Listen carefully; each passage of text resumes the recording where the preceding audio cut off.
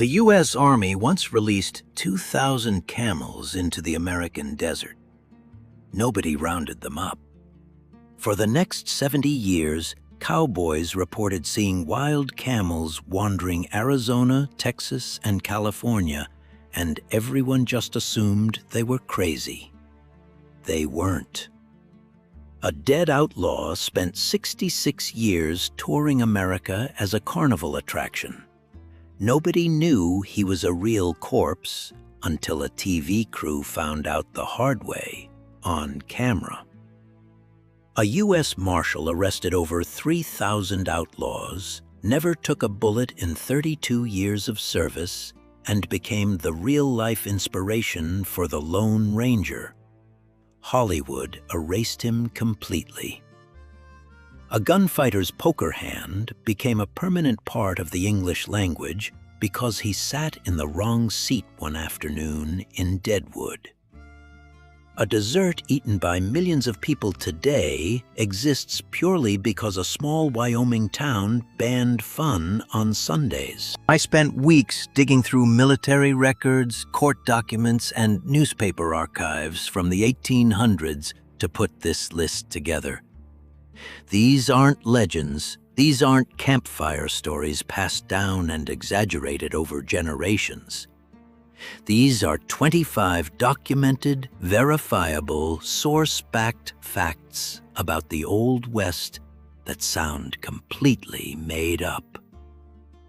And number 19 is so disturbing that most textbooks simply leave it out entirely.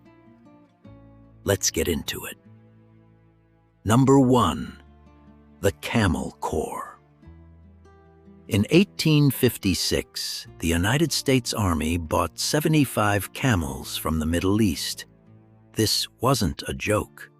This was official military policy.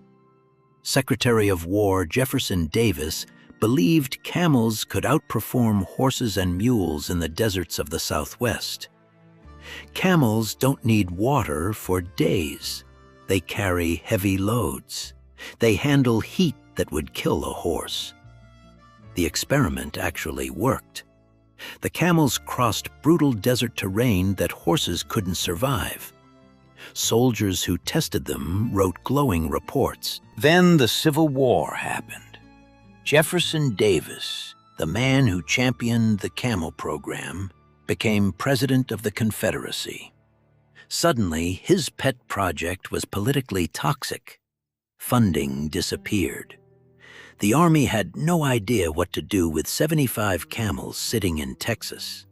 Some were sold at auction. Some were used briefly by miners and freight companies. Many were simply released into the desert.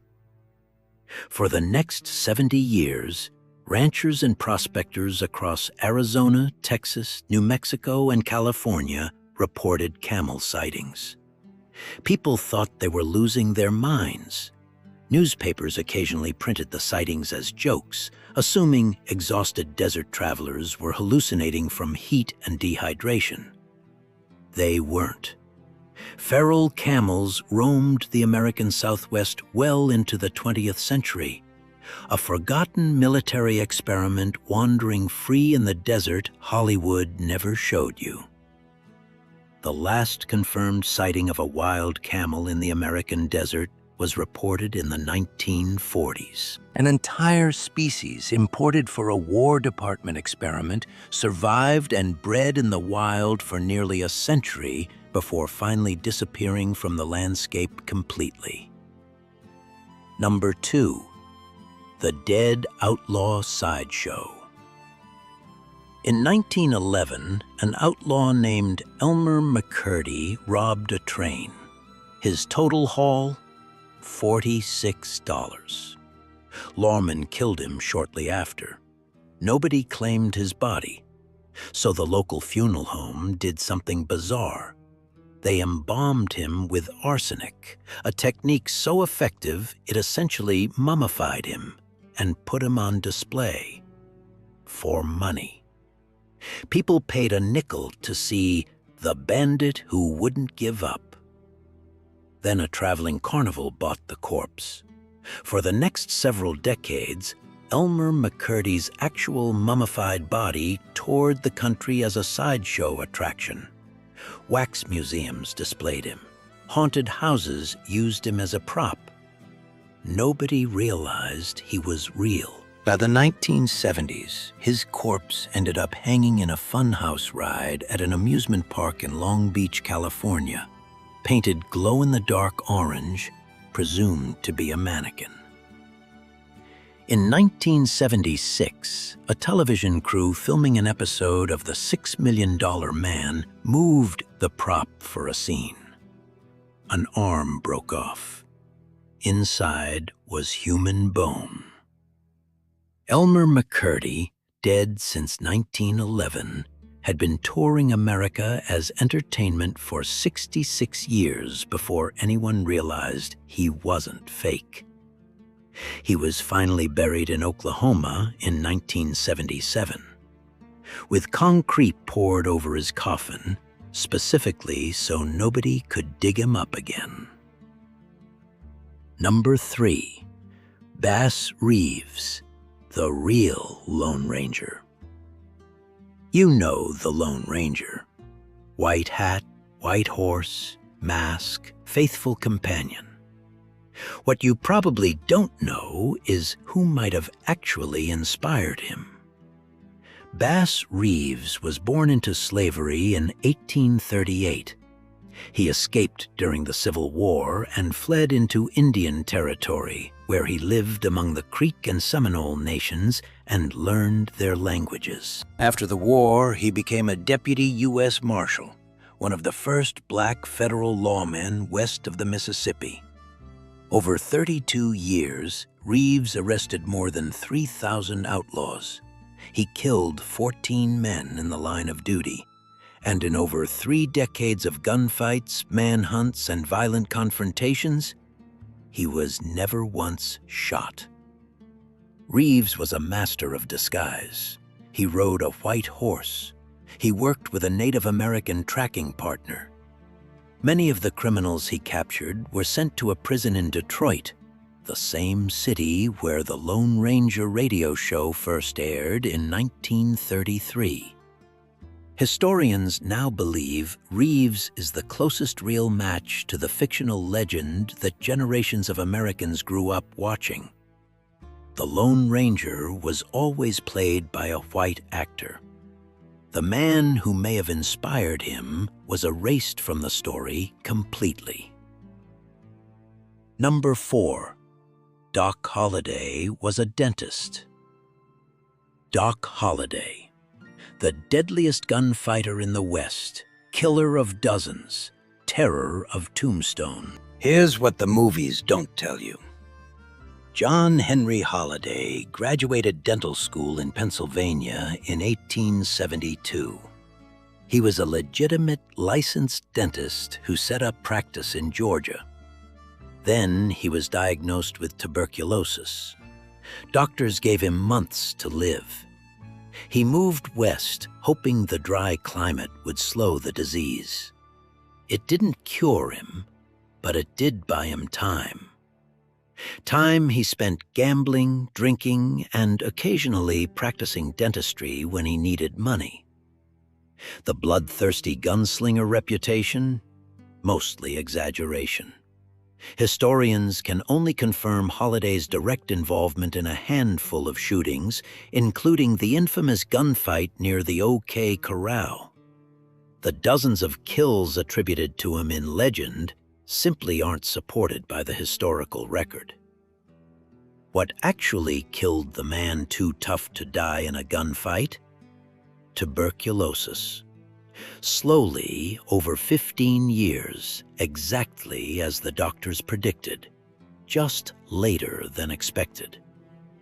He died in bed in a Colorado sanatorium in 1887. Legend says his last words were, "This is funny." He'd expected to die with his boots on. Instead, the deadliest man in the West died sober, in bed, without a gun in his hand. Number 5. The Ice Cream Law. In Evanston, Wyoming, in the late 1800s, local authorities took Sabbath laws seriously. Alcohol was banned on Sundays, obviously, but the town went further. They banned ice cream sodas. The fizzy soda water was considered too celebratory, too indulgent, too much like drinking for pleasure on a day meant for solemn reflection. Shop owners had a problem. People wanted their ice cream treats. The law said no fizz on Sundays. So they got creative. They served the same scoop of ice cream, the same flavored syrup, just without the carbonated soda water. They needing a new name for this stripped-down version. They called it a sundae. Named after the day it was invented to get around a religious law banning fun. The dessert eaten by millions of people every single day exists because of a small-town blue law designed to stop people from enjoying themselves too much on a Sunday afternoon. Number 6.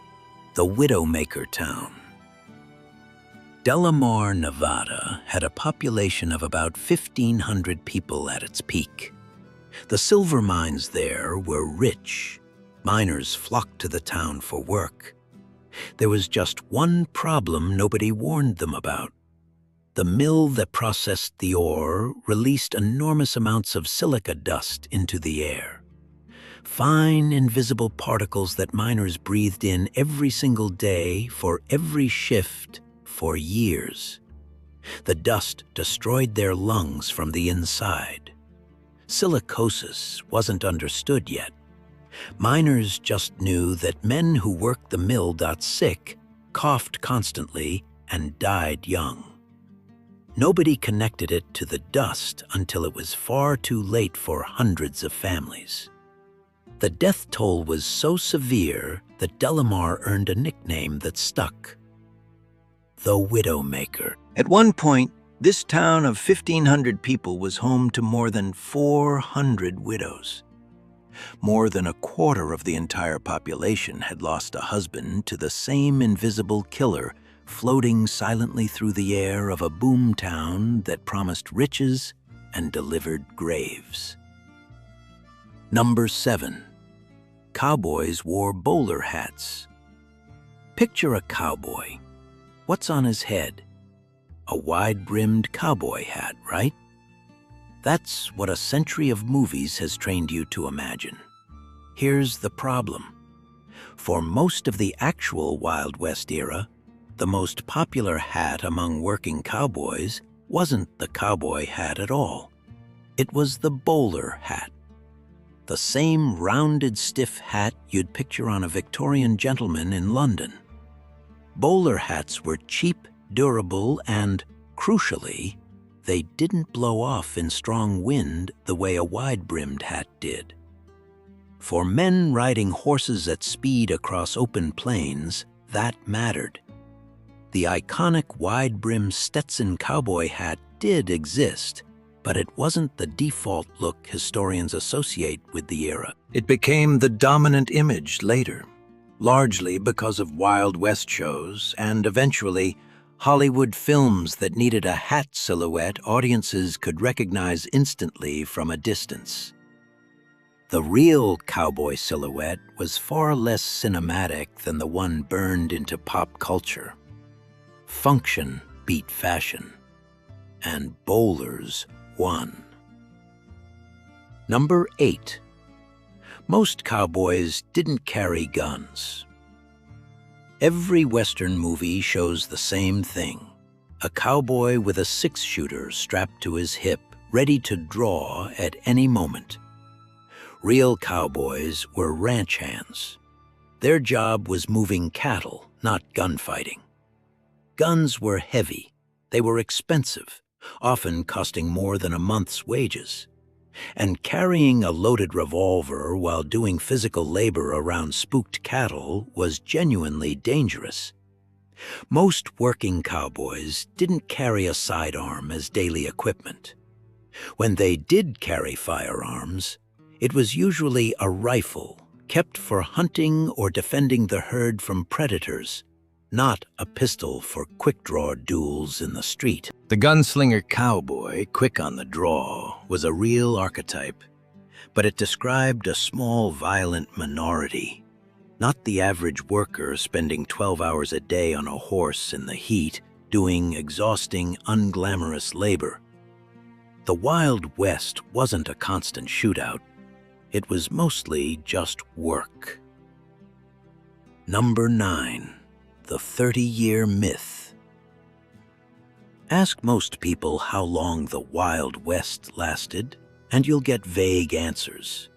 Decades, a whole era, generations of gunslingers and outlaws. Here's the actual timeline. Historians generally place the true Wild West period at roughly 1865 to 1890. 25 years. That's it. That's the entire mythologized era that spawned thousands of movies, TV shows, novels, and video games. For context, that's shorter than the time between now and the release of the first iPhone. Everything you picture, the gunfights, the cattle drives, the outlaw gangs, the frontier towns, happened in a window barely longer than a single generation. By 1890, the frontier was officially declared closed by the U.S. Census Bureau. Railroads connected the country coast to coast. Barbed wire had fenced off the open range. The Wild West that lives so enormously in cultural memory was, in historical terms, barely a blink. Number 10.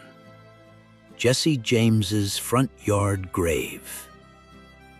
Jesse James was one of the most famous outlaws in American history, which made his corpse extremely valuable.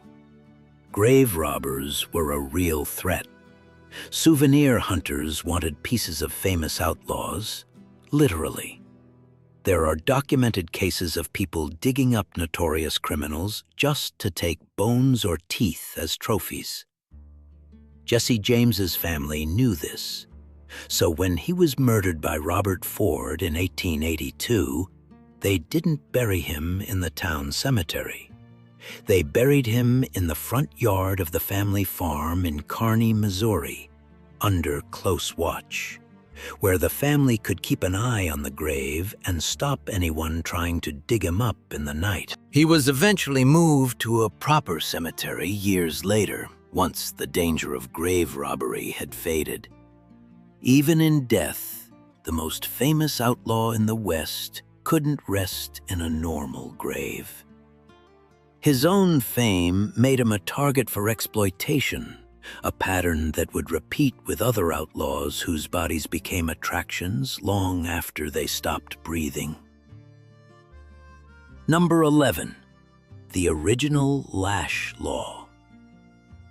In 1844, Oregon passed a law that sounds like it belongs in a nightmare, not American history. Written by Peter Burnett, who would later become California's first governor, the law ordered that any freed black person who remained in Oregon territory be publicly whipped, 20 to 39 lashes. The stated purpose was explicit. Burnett wanted to prevent black settlers from ever living in Oregon at all, fearing they would instill feelings of hostility toward the white race. The lash provision was eventually softened, but the underlying goal, keeping black people out of Oregon entirely, remained law in various forms. That exclusion policy stayed on the books in some form until 1926. This wasn't the Deep South. This was the supposedly free Western frontier, the land of new starts and open opportunity that Hollywood loves to romanticize. For an entire race of people, that opportunity came with an explicit threat of violence written directly into law. Number 12. Calamity Jane's immunity. As a child, Martha Jane Canary, better known as Calamity Jane, nearly died of smallpox. She survived, barely. Years later, in 1876, a smallpox epidemic tore through Deadwood, South Dakota. The disease was brutally contagious and often fatal. Most residents who could flee fled. Nobody wanted to go near the infected. Calamity Jane did something almost nobody else was willing to do. She stayed. And she nursed the sick. Because she'd already survived smallpox as a child, she had lifelong immunity. She could walk into rooms full of dying, contagious patients without fear of catching the disease herself. While the town's respectable citizens locked their doors, the woman most remembered today for her rough reputation, her drinking, and her unconventional life spent weeks caring for strangers other people were too terrified to touch. Childhood tragedy became her superpower, and she used it to save lives nobody else would risk saving. Number 13. Annie Oakley married the man she beat. In 1875, a traveling sharpshooter named Frank Butler arrived in Cincinnati for an exhibition shooting match. Local promoters found someone to compete against him, a 15-year-old girl. Annie Oakley had been shooting since childhood, hunting game to support her impoverished family after her father died. The match wasn't close. Annie outshot Frank Butler in front of a crowd that included Butler himself, visibly stunned by what he was watching. Most men in 1875 would have been humiliated. Frank Butler fell in love with her instead. They married, and rather than competing against her, Butler became her manager and stage partner. Together, they toured with Buffalo Bill's Wild West show for years, with Annie as the headlining star and Frank supporting her career from the sidelines. A teenage girl beat a professional marksman so decisively that he decided to marry her instead of resenting her. Their partnership lasted the rest of their lives. Number 14. Sitting Bull's Trick Horse. Buffalo Bill Cody gave Sitting Bull a horse as a gift after the Lakota leader toured briefly with his Wild West show. The horse wasn't an ordinary animal. It had been trained for the performance circuit, taught to react to gunfire not with fear, but with choreographed tricks. Rearing up, sitting down, performing on cue whenever it heard shooting. In 1890, Indian police arrived at Sitting Bull's home to arrest him amid rising tensions on the reservation. A struggle broke out. Shots were fired. Sitting Bull was killed in the chaos, and according to accounts from that day, his horse, the same horse Buffalo Bill had given him, began performing its trained tricks the moment gunfire erupted around it. The animal had no idea what was actually happening. To the horse, gunshots simply meant it was time to perform. While one of the most significant Native American leaders in American history was killed feet away, his own horse calmly ran through a show routine, mistaking tragedy for showtime. Number 15. Buffalo Bill scalped a man for revenge. Buffalo Bill Cody spent decades building a sanitized, heroic image of the American West through his famous traveling show. But before he was an entertainer, he did something the shows never mentioned. Shortly after Custer's defeat at Little Bighorn in 1876, Cody, working as an Army scout at the time, was involved in a skirmish with Cheyenne warriors. During that fight, Cody killed a young Cheyenne warrior named Yellow Hair in single combat. Then he scalped him.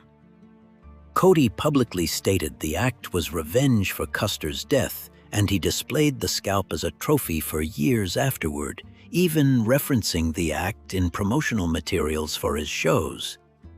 The same showman who spent decades presenting a polished, family-friendly version of frontier history had, years earlier, committed and openly bragged about an act of battlefield mutilation. The West he sold audiences in arenas across the world was never quite as clean as the show made it look. Number 16. The town named after a warning. In 1877, a prospector named Ed Shefflin set out into dangerous Apache territory in southern Arizona searching for silver. Soldiers at a nearby fort warned him he was being reckless. They told him the only thing he'd find out there was his own tombstone. Shefflin ignored them. He found one of the richest silver deposits in Arizona history. And when it came time to name his claim, and eventually the boomtown that grew around it, he remembered exactly what the soldiers had told him. He named it Tombstone. The same town that would later become famous for the gunfight near the Oakley Corral got its name from a joke about a prospector's near-certain death that never happened. Sometimes the ominous warning becomes the punchline instead of the prophecy. Number 17. The Dead Man's Hand. On August 2nd, 1876, Wild Bill Hickok sat down for a poker game in Deadwood, South Dakota.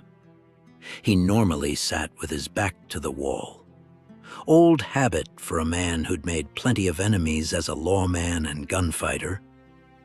That day, the only open seat had his back facing the door. A gambler named Jack McCall walked in, approached Hickok from behind, and shot him in the back of the head at point-blank range. Hickok died instantly, still holding his cards. When people looked at the hand he was holding, they found two pairs, black aces, black eights. That specific combination of cards became legendary in American poker culture, forever known as the dead man's hand, a phrase still used today by people who have no idea where it actually came from. A single moment of bad luck, one broken habit, created a piece of card game terminology that's outlived everyone who was in that saloon. Number 18. Judge Roy Bean's Saloon Courtroom. In the remote stretch of West Texas near the Rio Grande, there was no real functioning court system for miles in any direction. So a saloon keeper named Roy Bean simply appointed himself judge. He called his court the Law West of the Pecos and held sessions inside his own saloon, often with a beer in hand and his pet bear chained up outside. His legal knowledge was minimal at best. His rulings were frequently based on whatever outdated law book he happened to own, mixed generously with his own personal opinions and financial interests. Fines from his court conveniently went straight into his own pocket, often disguised as court costs, or, more directly, into the saloon's cash register as drink purchases required of the defendant. Yet somehow, in the absence of any real legal authority, Roy Bean's saloon courtroom became the only law that existed across a massive stretch of Texas frontier. People accepted a bartender's word as legal judgment because the alternative, no law at all, was worse. It sounds like fiction. It was policy.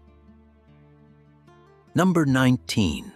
The Sunday Gambling Workaround. Virginia City, Nevada. One of the wildest, wealthiest silver boom towns in the entire West. Technically banned gambling on Sundays.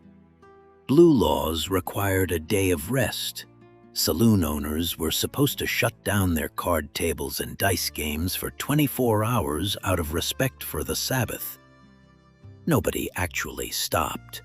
Saloon owners got creative. Some moved games to back rooms. Some simply paid small fines as a routine cost of doing business, treating the penalty as a Sunday surcharge rather than an actual deterrent. Local law enforcement often looked the other way entirely, sometimes because officers were sitting at the same tables themselves. The law existed on paper. In practice, it changed almost nothing about how the town actually operated. It's a pattern that repeats throughout Old West history. Laws were passed to look respectable to the East Coast and to visiting dignitaries, while the actual daily life of frontier towns continued exactly as it had before, gambling and all. Number 20. Billy the Kid died at 21. Few names carry as much weight in Western mythology as Billy the Kid. The legend suggests a hardened, seasoned killer, a man who spent decades terrorizing the frontier, responsible for dozens of deaths, a criminal mastermind who evaded capture for years. Here's the reality. Born Henry McCarty, Billy the Kid was shot and killed by Sheriff Pat Garrett in 1881. He was 21 years old.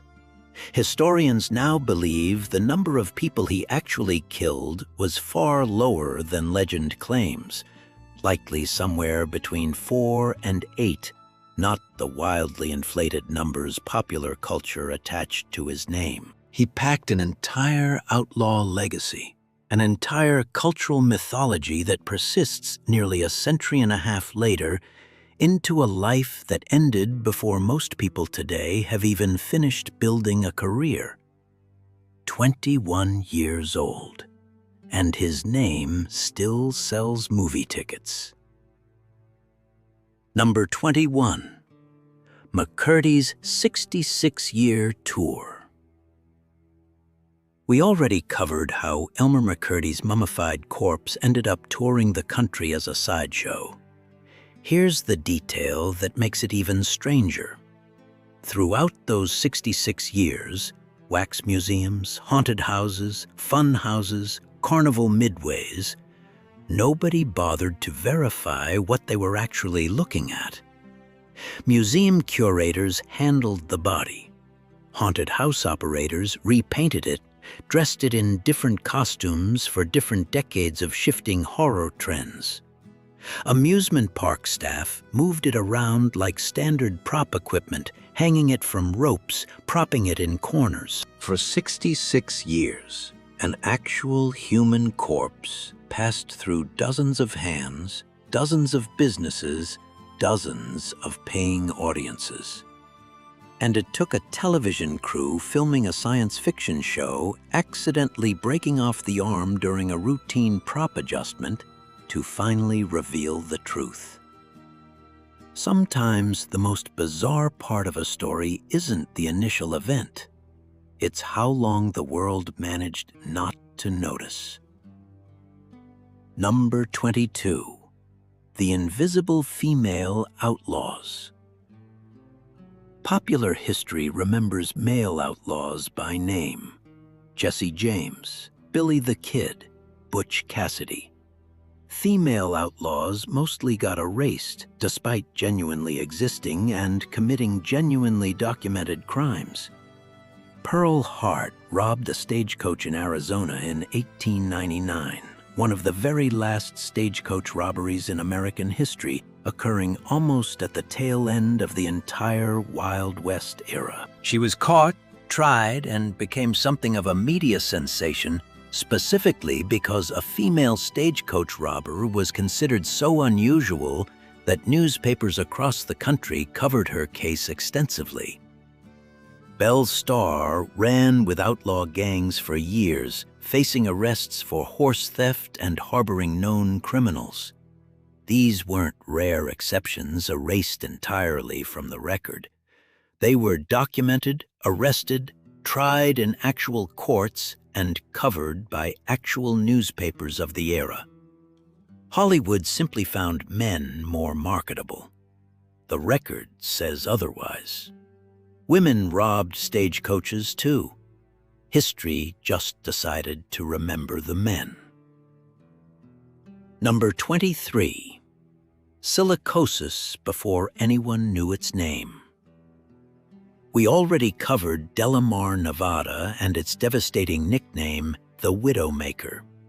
Here's what makes that story even more unsettling. At the time, nobody understood what was actually killing the miners. The medical concept of silicosis, permanent lung damage from inhaling fine mineral dust, wouldn't be formally recognized and studied for decades. Miners just knew that certain jobs seemed to be a death sentence, that men working near the processing mill got sick faster and died younger than men working other jobs in the same town. They kept working anyway, because the alternative was starving. Mining companies had no legal obligation to protect workers from a danger nobody had officially proven yet, even though the pattern was obvious to anyone paying attention. 400 widows in a town of 1,500 people wasn't a mystery to the people living there. It just wasn't a crime yet. There was no law against killing your workforce slowly, silently, one lungful of dust at a time. Number 24. The dentist who became a legend. We already told you Doc Holliday trained as a dentist. Here's what makes that detail even stranger when you actually sit with it. A man diagnosed with a fatal, incurable disease, given a matter of months to live by his doctors, moved to the harshest, most violent stretch of frontier in the entire country, and somehow survived there for over a decade. Holliday should have died quietly in a Georgia sanatorium sometime in the mid-1870s. Instead, tuberculosis stretched out across 15 more years, following him through saloons, gunfights, and gambling halls, an invisible countdown clock that never actually finished ticking on the timeline anybody expected.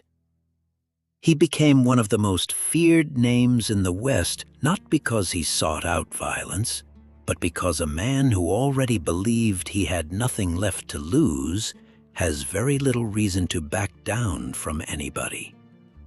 Death was already coming for him regardless.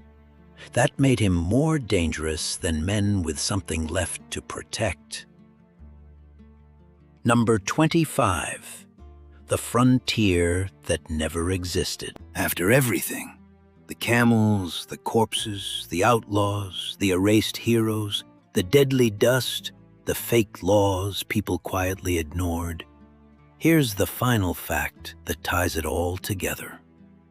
The Wild West that lives in movies, video games, theme parks, and popular imagination was in large part manufactured. Buffalo Bill's traveling shows, dime novels sold by the millions to Eastern readers who'd never been west of Pennsylvania. Early Hollywood films made by studios that needed clean, marketable heroes and villains audiences could root for or fear without complexity. Real cowboys wore bowler hats and rarely carried guns. Real outlaws mostly died young, poor, and forgotten. Real lawmen included black federal marshals erased from the story entirely. Real frontier towns passed laws nobody actually followed. The West we think we know. Clean, simple, morally obvious, full of white hats and black hats, was built afterward by people selling a story, not by the people who actually lived it. The real history was messier, stranger, more uncomfortable. And exactly like everything on this list, Completely, verifiably true. 25 facts, all documented, all real. Camels wandering the desert for 70 years. A corpse touring the country as entertainment for over 6 decades. A black federal marshal who inspired an American legend and got written out of his own story. A dentist who became the most feared man in Tombstone. A dessert invented to dodge a Sunday law. A town where a quarter of the population buried a husband to the same invisible killer. This is the version of the Old West that actually happened, not the one built for movie posters. I spend weeks digging through historical records for every single one of these videos. Court documents, army records, contemporary newspaper archives, biographies written by historians who spent their careers chasing down these exact stories. Because the real history is always stranger than what Hollywood decided to sell you. If this video taught you something new, subscribe.